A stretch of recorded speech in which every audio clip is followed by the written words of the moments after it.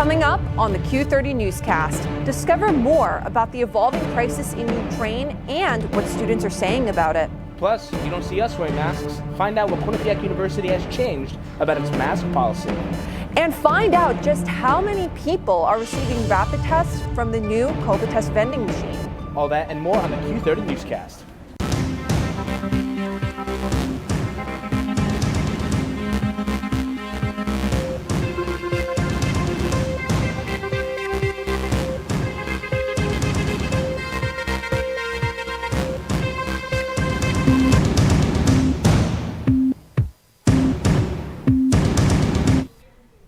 Good evening and welcome to the Q30 Newscast. I'm Luca Triant. And I'm Melanie Carreri. We have a lot to cover tonight. Quinnipiac just changed its mask policy just yesterday. Q30's Olivia Kettle spoke to Senior Medical Advisor Dr. David Hill regarding why the changes were made and spoke to students to hear their thoughts.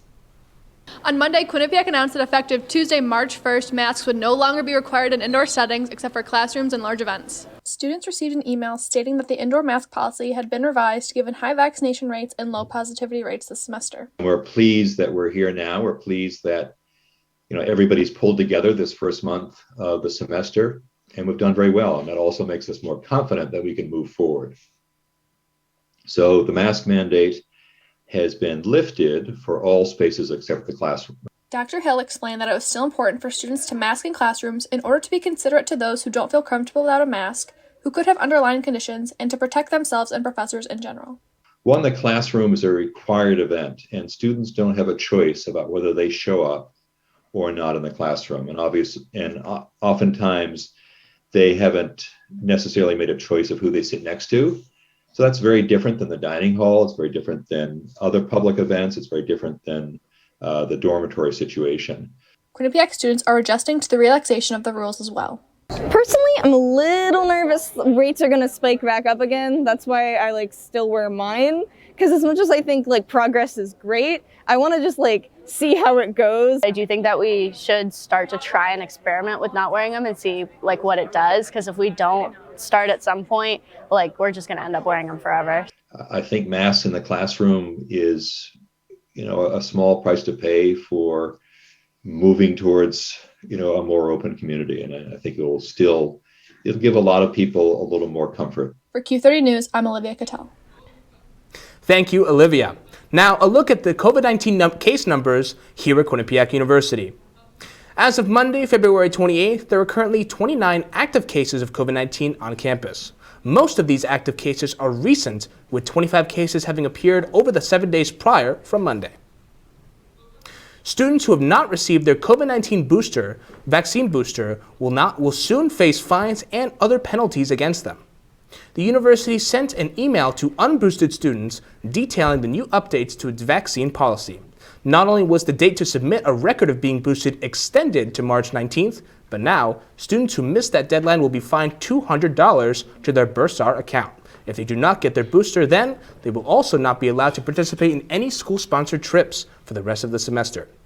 Q30's Olivia Cattell spoke to Senior Medical Advisor Dr. David Hill about the school's rationale for the new booster requirements. And we did come up with a fine, but in this case, it's going to student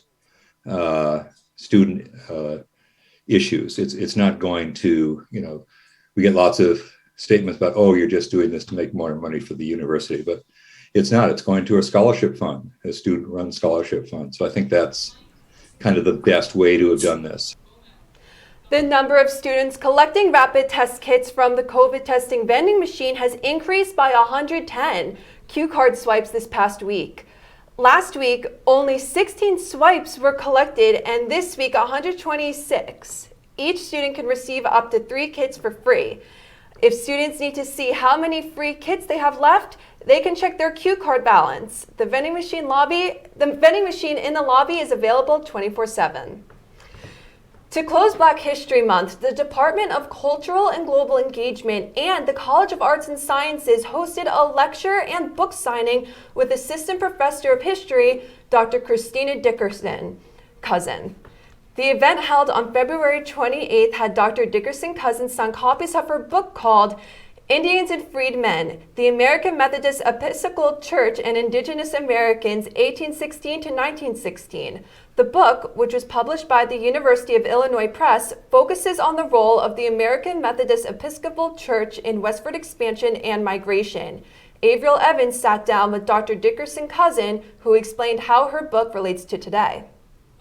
It is useful for all of us as Americans to recognize that there's a lot of diversity in this country, and that the Black community itself is much more diverse than we often think. I just hope that it raises more questions for them. I hope that it causes them to say, oh, this is interesting, I hadn't heard this before, let me research this a little bit more on my own. Hopefully this will inspire and encourage others to find even more interesting stories that can help add further nuance to our understanding of Black history.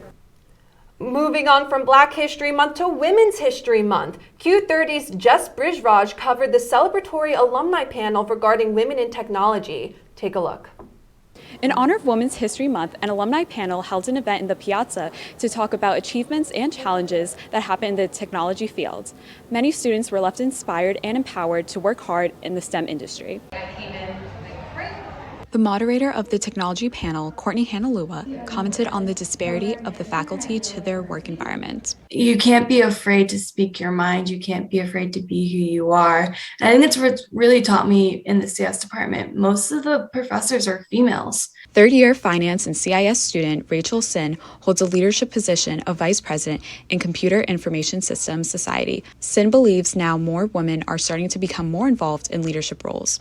Being in technology and business, a lot of times you do think it's a male-dominated profession, and it still is for the most part, but I think now a lot of women are starting to feel the need to be in these leadership roles. The interim dean of the School of Computing and Engineering, Lynn Byers, encouraged young women to pursue a place in this competitive industry. Don't care that you're the only woman, right? It doesn't matter. Do what you like and be good at it. As Women's History Month begins, students are reminded about what steps they can do to better their future. I'm Jess Brijraj for Q30 News.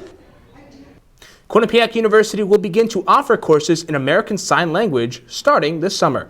Those who take this course will be introduced to American Sign Language, the language used by the deaf, and learn its basic structure along with grammar and vocabulary in the language.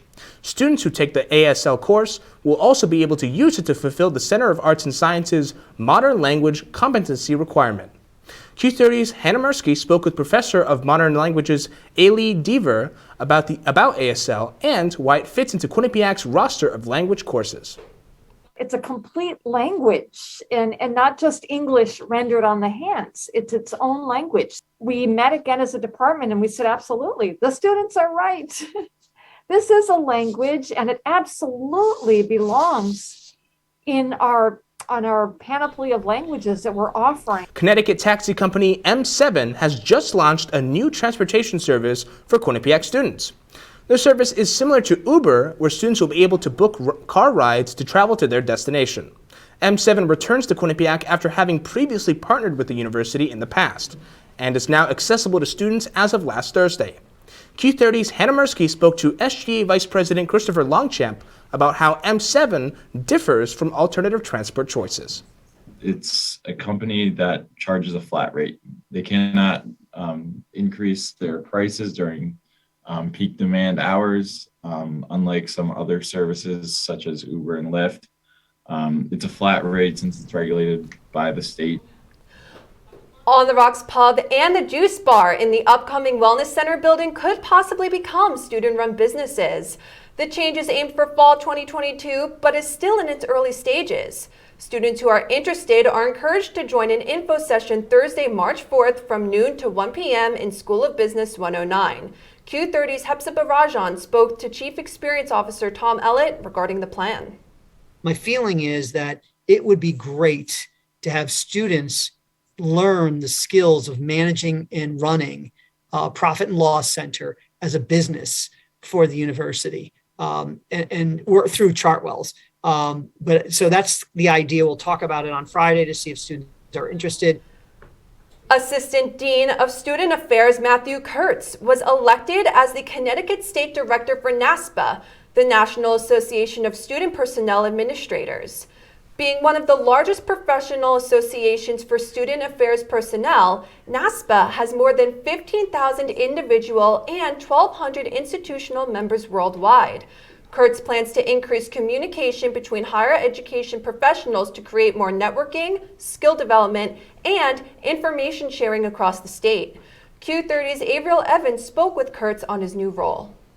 I'm really interested in learning more about the experiences of staff and members of NASPA across the state to better understand the challenges and opportunities that we may have. You know, again, I think that there's always pros and cons, but I'm not sure we've really fully dug into that yet. So that's an exciting piece that I'm looking to kind of start out during my time in this role. Today marks the first day of Lent in Christianity, also known as Ash Wednesday. The Quinnipiac Catholic Chaplaincy recognized Ash Wednesday with services throughout the day, along with placing ash on the heads of participants. This year's services were different, with the minister of the chapel sprinkling ash on top of the head rather than marking the forehead, thus removing physical contact from the religious ceremony. Coming up after this break, a special look into what students think about the war in Ukraine. Plus, Matthew Duranczyk is here to discuss what's happening around the world. But before the break, Q30's Jess Brijraj is here to update us on the weather and give us a taste of what to expect. Thanks, guys. So today we had a pretty nice day. It was mostly sunny. However, now it is going to rain a little bit. So if you are going out tonight, I would recommend bringing an umbrella or a light jacket. For Thursday and Friday, it's going to be mostly sunny. And for Thursday, we have a high of 35 with a low of 12. And for Friday, we have a high of 36 with a low of 18. And stay with us after this break where I will tell you more about the weather. What do you think you're doing, Kevin? Was just gonna drive home. There are several warning signs present that you shouldn't be driving. Like hearing voices? Like your text-to-emoji ratio? Oh man, the selfies. Selfie, nailed it. We all have warning signs that let us know that we're probably not okay to drive. Mine is pretending to be your subconscious. Craig, come on man, let's split a ride home.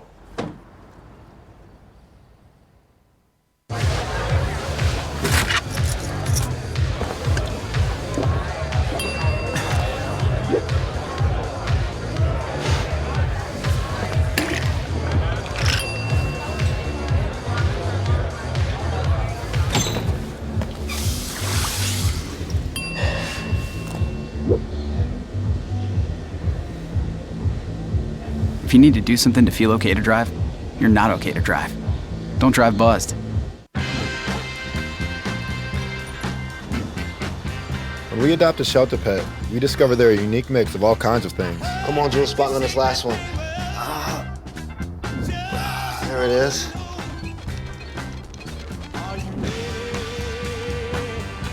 Keep going with it. Leo. They're a little bit of a lot of things, but they're all pure love. Over the past week, the Eastern European country of Ukraine has been invaded by Russia, a crisis affecting many there and across the world. Q30's Hepzibah Rajan spoke with students across campus about the conflict. A teach-in was held yesterday to discuss Russia's invasion of Ukraine on February 24th. Since the invasion, the United States placed sanctions on Russia to freeze their bank assets to help curb the amount of money being spent on war. Professor of International Business Mohammed Elahi feels that these actions were ineffective. You probably know, sanctions usually don't work. And especially for an autocratic leader like Putin, he doesn't care. Sanction would cause distress to common people. Professor Frederick Scholl warned students about the disinformation that could escalate. The Russians haven't gone away, and if they can sway public opinion one way or another, they can influence our decisions. And so this really scares me. Albert Schweitzer Institute Director Sean Duffy believes this could lead to greater unity within the Ukrainian community. I think this is going to be a defining moment for Ukraine and its population that will lead to incredible unity. It already has led to incredible unity in favor of a Western pro-democratic European alignment. First-year physical therapy student Adriana Hotsko has family living in Ukraine. Hotsko feels that this unity gives her courage and hope. She wants to go and help them She wants to make food for them. She wants to take care of them. And it just shows the strength of the country and how everyone wants to stay there and help. Hotsko's grandmother lives in View in western Ukraine. People from the east are fleeing to these regions to escape Russia's attacks. Her and all the people in her apartment have been sleeping in the basements in protection of anything to come. Hotsko urges the Quinnipiac community to take action in any way possible. Email the White House, contact their senators, make any donation that they are able to make, because these people are honestly really struggling and they need the help. For Q30 News, I'm Hepzibah Raja. A lot has been happening around the world right now. Here to give us the updates on international news is Matthew Jurancic. Take it away, Matthew. Guys, I have been monitoring this recent situation between Russia and Ukraine, and here's what I got for you. Currently, the Russian forces have captured the city of Kherson this afternoon. The fall of the city marks the first time the city has succumbed to Russia since the invasion began last Thursday. In addition, this city is significant as it allows the Russians to control more of Ukraine's southern coastline and push west towards the city of Odessa. Despite this, there seems to be some progress being made for discussions, as a second round of discussions will take place tomorrow, on Thursday. While we do not know the specifics regarding this negotiation, a Russian diplomat mentioned that a ceasefire is on the agenda. However, Ukrainian diplomats have come out and stated that the demands are unacceptable and that the country must stop bombing Ukrainian cities before any progress can be made. Be sure to stick with us with the most up-to-date information on this story. According to the latest assessment by the United Nations, many of the impacts of global warming are now irreversible. A study conducted by the Intergovernmental Panel on Climate Change found that over 40% of the world's population is highly vulnerable to climate change. This is the second of 3 reviews from the world's most renowned climate researchers. The report covers various consequences that the world is currently experiencing, including extreme weather events, the rise in global temperatures, and the future of disease. While this seems to be a prolonged problem, the authors of the study say that there is still a brief window of time before the very worst. Unfortunately, that's all I have for you. Luca, Mel, back to you at the desk. Before the break, find out the vote results on reinstating the mask mandate in the Hampton school system. And see what the weather will be looking like in the days ahead, along with updates in and around Washington, D.C. Stay with us. Meet the scan, a simple procedure whose mission is to detect lung cancer early.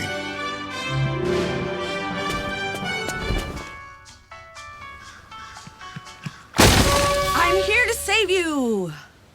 But I feel fine. That's great, but you may still be at high risk for lung cancer.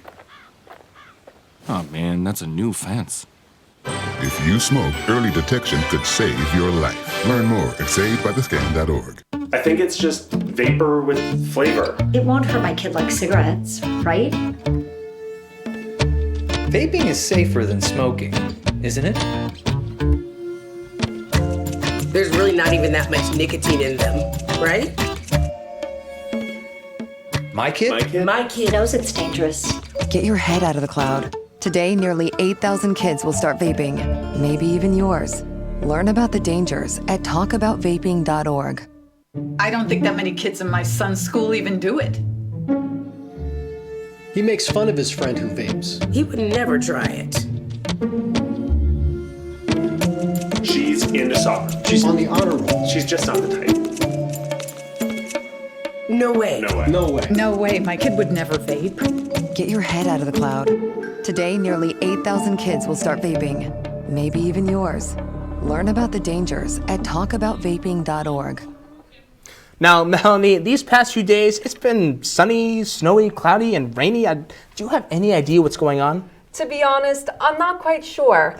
But Jess Brijraj is here to give us the insight on this week's weather forecast. Jess, what can we expect after all these inconsistent weather patterns?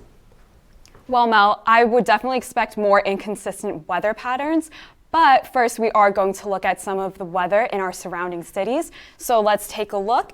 In New Haven and Danbury, we have 37 degrees, Hartford with 36, New London with 35 degrees, Norwich and 33, and Torrington with 34 degrees. So as we can see, they're all in the mid-30s. So if you're going out, I'd recommend wearing a jacket to keep you warm. And as for the 7-day forecast, as I mentioned before, Wednesday we are going to get some rain, and Thursday and Friday, beautiful sunny days with mid-30s.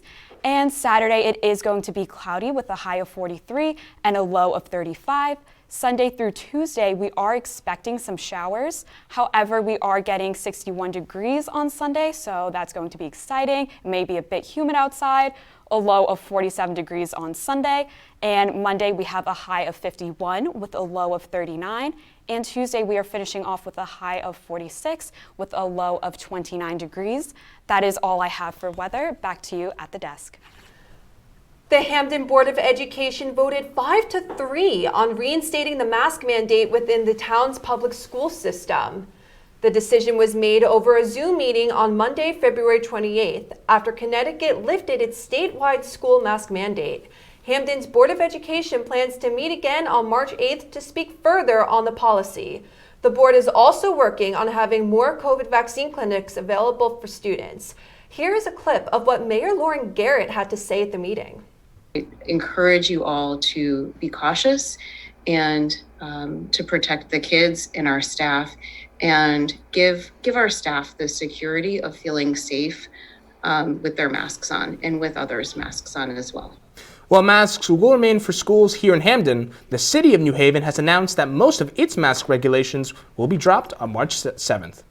The new policy does not include government buildings and, just like Hampden, schools will keep their mandates for some time. The new changes come amidst lower accounts of COVID-19 cases across the state, along with CDC guidance that mask wearing in places such as gyms, stores, and restaurants are no longer needed.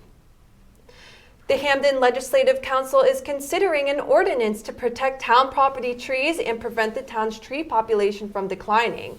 The ordinance sent rules regarding which trees on town-owned property can be removed. Those who want to work on a tree must be a licensed arborist and receive a permit from Hampden's tree warden.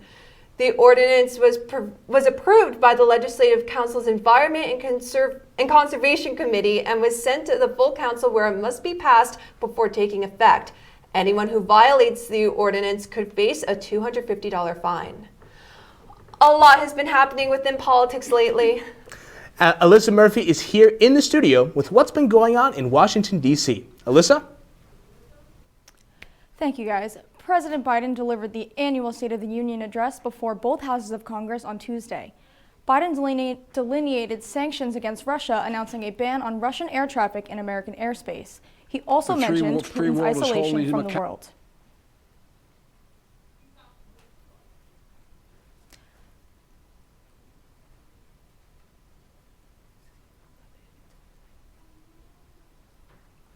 Countries like the United Kingdom, Canada, Japan, Korea, Australia, New Zealand, and many others, even Switzerland, are inflicting pain on Russia and supporting the people of Ukraine.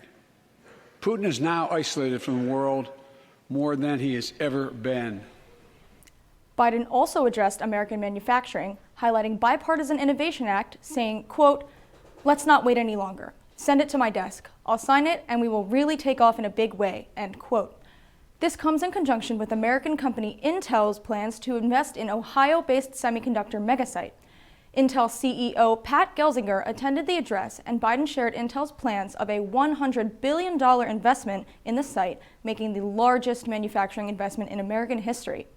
This investment will help curb prices and new and used car prices for the future.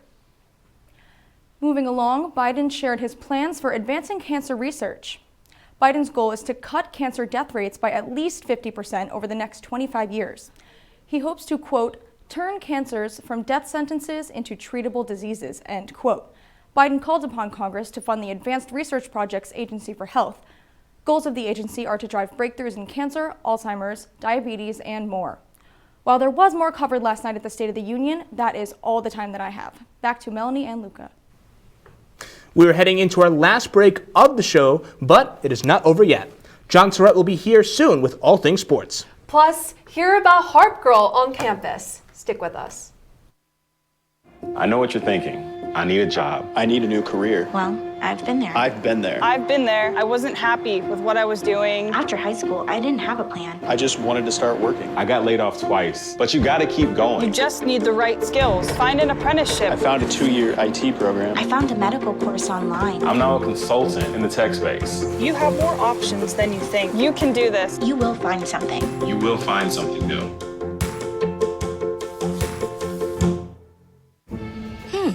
Maybe you can make retirement happen. After all, you made home ownership happen. Homeschooling yourself on loans, beefing up your credit score. So I'm pre-approved. You were like, yes! Sorry. Color coding listings, ticking boxes, and flushing every toilet in a 20-mile radius. Home sweet home.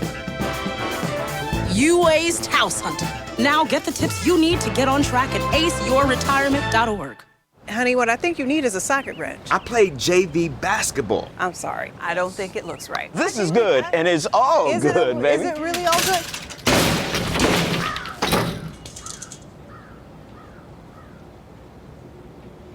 If you love me enough to routinely test your handyman skills, not to mention the strength of your marriage, then of course you'll visit nhtsa.gov/therightseat to make sure I'm in the right car seat. I'm gonna call my dad. This Friday, the women's ice hockey team is headed to the ECAC semifinals against Colgate. And last week, the ice hockey team games both played against Yale. But even more has happened in the sports arena. John Surratt is in the studio to give us the details. John? Thanks, guys. We had a jam-packed weekend of Quinnipiac sports, plus a game that just ended, so let's get into it. We'll start with the Quinnipiac women's ice hockey team as they faced off in the first round of the ECAC hockey tournament against Clarkson in the quarterfinals. Now, the first game started out slow for the Bobcats. Golden Knights went out to a 1-0 lead for majority of the first period. Bobcats pounced back, scoring their first goal 8 and 50 seconds into the second period, and then went on to win 5-1. The next game, the Bobcats started out slow again, but scored 4 unanswered in the second and third to win 4-0 and sweep the first round in the 2 games. Now we'll transition to the Quinnipiac men's ice hockey team as their season is about to get into the ECAC hockey tournament, but before that, the team had to clinch the regular season title in the first seed in the tournament. To do that, the team needed 1 point to at least tie, but for the point did not come as the team was shut out to 1-0 against 18th ranked Cornell with a big brawl at the end. The next day, however, against the Colgate Raiders, they got 3 points as the team went on to win 4-0 and win the Cleary Cup as the first seed in the ECAC tournament. Now, sticking at the People's United Center, but on the other side, as the women's basketball team is hitting its stride going into March. However, they did play a game against Manhattan today on the road, and they did not come away with the victory in overtime, lost 72-69. But again, on the weekend, they won 2 straight as the team took on Marist on the road on Thursday and came away with a 65-56 victory. And then on Saturday against the Siena Saints, the team cruised to a 23-point victory as the Bobcats won 70-47. The team is now poised to have a bye week going into the MAC tournament and will play the winner of the 7-10 matchup in the first round. Now, with the winter sports coming near an end, spring sports about to really start heating up, guys. Which spring sport are you really excited to see take the field? I'm just really excited to watch the women's ice hockey team head into the ECAC semifinals. It's really going to be quite exciting, isn't it? Yeah, and well, I don't really follow sports that much. I think baseball will be fantastic to see. All right, well, thank you, John, and that is all we have time for this week's Q30 Newscast. Don't forget to stay updated throughout the week by following us on Twitter at Q30 News, visiting our website Q30TV.com, and downloading the Q30 TV mobile app. For everyone behind the scenes, my co-anchor Luca Triant, I'm Melanie Carreri. See you next week, and good night, Bobcats.